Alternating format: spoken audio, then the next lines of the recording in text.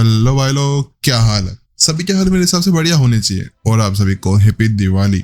इसके अलावा हम लोग यहाँ पर कुछ ज्यादा लेट हो गए ना वीडियोस अपलोड करने के लिए, क्योंकि 3 दिन हो गए। देखो यार गाइस, मैंने वीडियो अपलोड करके रखी हुई थी लेकिन डालने में थोड़ी सी देरी हो गई थी, इसी वजह से उसके लिए माफ करना। लेकिन हाँ, अब वापस से हम लोग कोशिश करेंगे कि हम वापस रेगुलर बनने की कोशिश कर सकें। और इसके अलावा हम लोगों ने आप के लिए एक और ऐसी ही बहुत ज्यादा मजेदार स्टोरी भी ढूंढ कर रखी हुई है, आप लोगों को जरूर पसंद आएगी।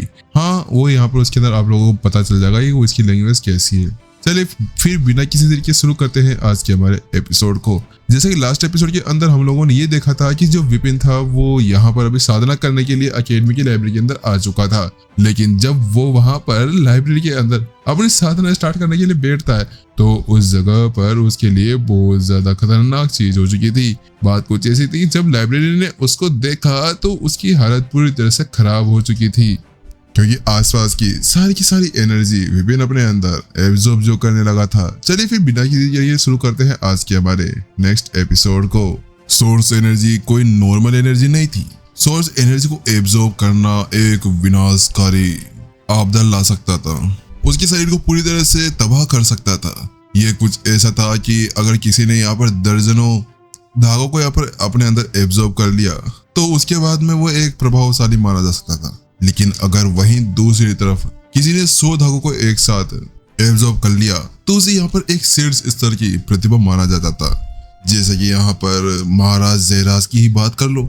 महाराज जयराज जब अपने मूल्यांकन को दे रहे थे तो उस जगह पर उन्होंने यहाँ पर 136 धागों को अवशोषित कर एक नया रिकॉर्ड बना दिया था, और वास्तव में ये एक सुपर जीनियस के प्रतिष्ठा जानी जा सकती थी, जो शायद सदियों के अंदर कभी कभी आया करती थी। साफ साफ कहने का मतलब ये था कि यहाँ पर अगर किसी बंदे ने केवल 100 धागों को भी एब्जॉर्ब कर लिया ना तो उसके बाद में वो एक असाधारण प्रतिभा माना जा सकती थी। लेकिन दूसरी तरफ यहाँ पर ये जो विपिन था वो बिना कुछ सोचे समझे, बिना कुछ प्रयास करे हुए सोर्स एनर्जी को ऐसे एब्जॉर्ब कर रहा था जैसे कि वो तो केवल नॉर्मल पानी के ग्लास को पीते जा रहा हो, जिसकी बदौलत वहां पर आसपास के अंदर बहुत ज्यादा एनर्जी बनना शुरू हो चुकी थी।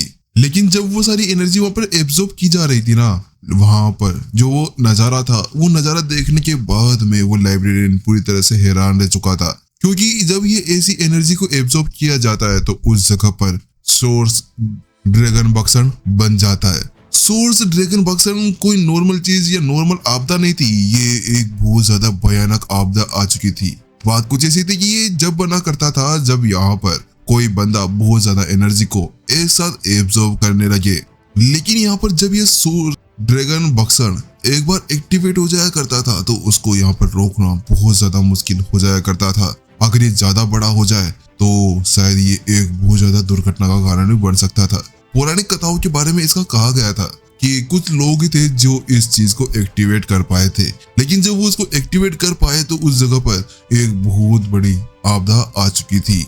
और इसके अलावा कहा जाता है कि किसी ने एक बार इसको एब्जॉर्ब किया या किसी ने इस आपदा को वापस से एक्टिवेट किया तो कहा जा सकता है कि वो बंदा कम से कम यहाँ पर एक उच्च लेवल का सोर्सफुल लड़ाकू होने वाला था। ये सब कुछ देखने के बाद में अब जो यहाँ पर लाइब्रेरियन था वो अपने आप को संभालता है और जो वो झटका उसको लगा हुआ था उससे उसको बाहर निकालते हुए सोचने लगता है ये क्या है, आखिरकार इसने यहाँ पर कौन सी सोर्सफुल एनर्जी की किताब को पढ़ लिया है या ऐसी कौन सी साधना है जिसने यहाँ पर इस तरह की एक खतरनाक भंवर को बना दिया है। मुझे समझ नहीं आ रहा आखिरकार यहाँ पर ये चल क्या रहा है। ये सब कुछ देखते हुए अब जो लाइब्रेरियन था उसके दिमाग के अंदर एक ही बात आती है, मुझे खुद वहां जाकर पूछना होगा, मुझे वहां पर जाकर देखना होगा कि ये कौन सी एनर्जी के उस साधना टेक्निक का यूज कर रहा है जिसकी बदौलत वो ऐसा कुछ कर पा रहा है। इसके बाद में जल्द ही वो जो लाइब्रेरियन था वो आगे बढ़ जाता है और आगे बढ़ते हुए वहां पर उसी सेम किताब को उठा लेता है जिस किताब को विपिन ने अभी उठाया था। उसके साथ में जैसे ही वो यहाँ पर उस किताब को देखता है कि उसकी आंखें फटी की फटी और उसका मुंह खुला का खुला रह जाता है।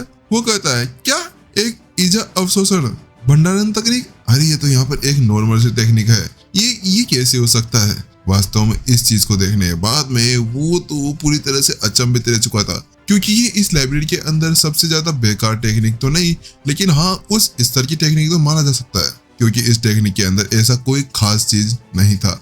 ये कुछ ऐसा था जैसे ये फूल तोड़ना या ऐसे ही कुछ क्योंकि ये तो केवल यहाँ पर पौधों के साथ में ही एक भट्टी बनाने की टेक्निक मानी जा सकती थी। अबे क्या मजाक है, ये बंदा पागल वागल तो नहीं हो गया, या फिर वास्तव में ये हमें यहाँ पर बेवकूफ बनाने आया हुआ है। ऐसा लगता है किसी ने अपने अंदर कुछ ना कुछ छुपा कर रखा हुआ होगा, क्योंकि ये बंदा यहाँ पर इस टेक्निक के साथ में एक ऐसी भट्टी नहीं बना सकता जो वास्तव में ऐसा कुछ हो।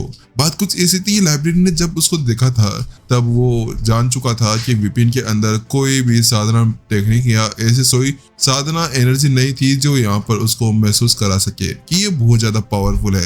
इसी वजह से विपिन को ये नहीं समझ में आ रहा था कि आखिरकार इस बंदे के अंदर इतनी ज्यादा ताकत कहाँ से आ चुकी थी। लेकिन जब वो इसी बारे में सोच रहा था कि उसी बीच अचानक से वहां पर उसकी आंखें फटी की फटी और उसका दिल धक धक धक धक करने लगता है। बात कुछ ऐसी थी कि उसके सामने का नजारा पूरी तरह से चेंज हो चुका था, क्योंकि अचानक से वहां पर बहुत सारी किताबें हवा के अंदर उड़ने लगी थी।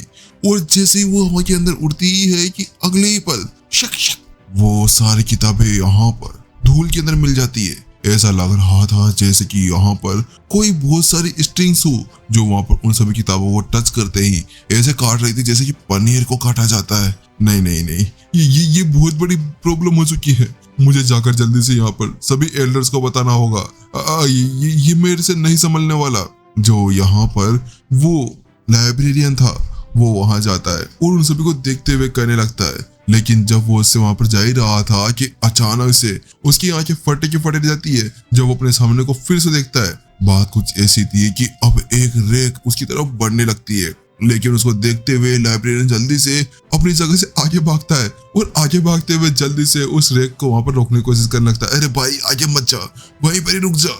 और उसके साथ में वो थोड़ा दम लगाता है और उस रेक को वहीं पर ही रोक लेता है। जब उस रेक को वो वहां पर उस भंवर से थोड़ा दूर ले जाता है तो वो पाता है कि वहां जितनी भी किताबें हैं ना जो उस भंवर के आसपास है वो सारी ही नष्ट होने वाली थी।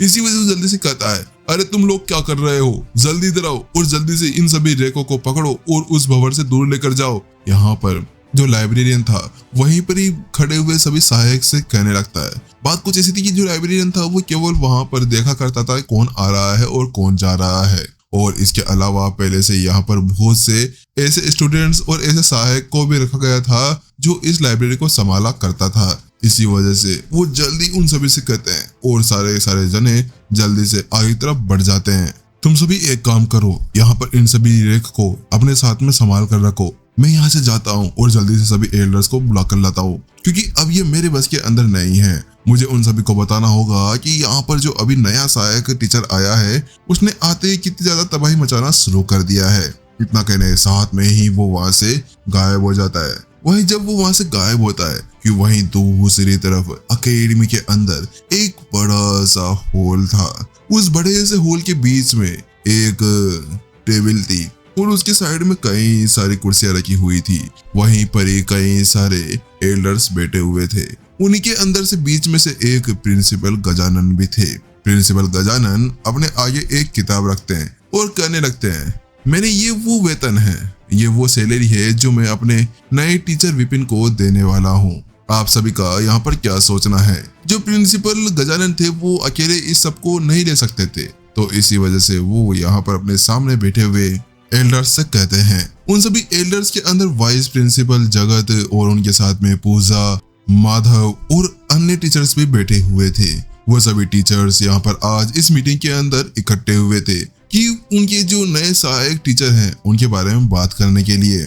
नहीं, मैं आपकी इस बात से सहमत नहीं हूँ। जब यहाँ पे प्रिंसिपल गजानन इसके बारे में कहते हैं कि उसके साथ में ही एक एल्डर आगे बढ़ता है और वो सबसे पहले कहता है, आप ये क्या करने जा रहे हैं प्रिंसिपल गजानन? आखिरकार वो जो नया टीचर है वो एक सहायक टीचर ही तो है, तो आप वास्तव में यहाँ पर उस बंदे को इतने सारे 5000 सोर्सफुल के सिक्के देना चाहते हैं? मुझे नहीं लगता आपको ऐसा कुछ करना चाहिए। तो उसकी बात सुनने के साथ में जो यहाँ पर एल्डर पूजा थी वो भी आगे कहती है, हाँ, वास्तव में यहाँ पर इन्होंने सही कहा है प्रिंसिपल गजानन, मुझे नहीं लगता कि आपको वहां पर उसे इतने सारे सिक्के देने चाहिए। तो उसकी बात सुनते हुए और एक और टीचर खड़ा होता है और वो भी यही सेम बात कहने लगता है। वो कहता है, आपको तो ये पता ही होगा कि यहाँ पर हम लोग उसको इतने सारे सिक्के एक ही बार के अंदर नहीं दे सकते हैं। तो उसकी बात सुनने के बाद में प्रिंसिपल गजानन कहने लगते हैं, लेकिन आप लोगों ने देखा था कि वो यहाँ पर कैसे इतनी सारी एनर्जी को एब्जॉर्ब कर पा रहा था। अब आप बताइए कि क्या वास्तव में हमें उसको यहाँ पर अपना एक एल्डर नहीं बनाना चाहिए।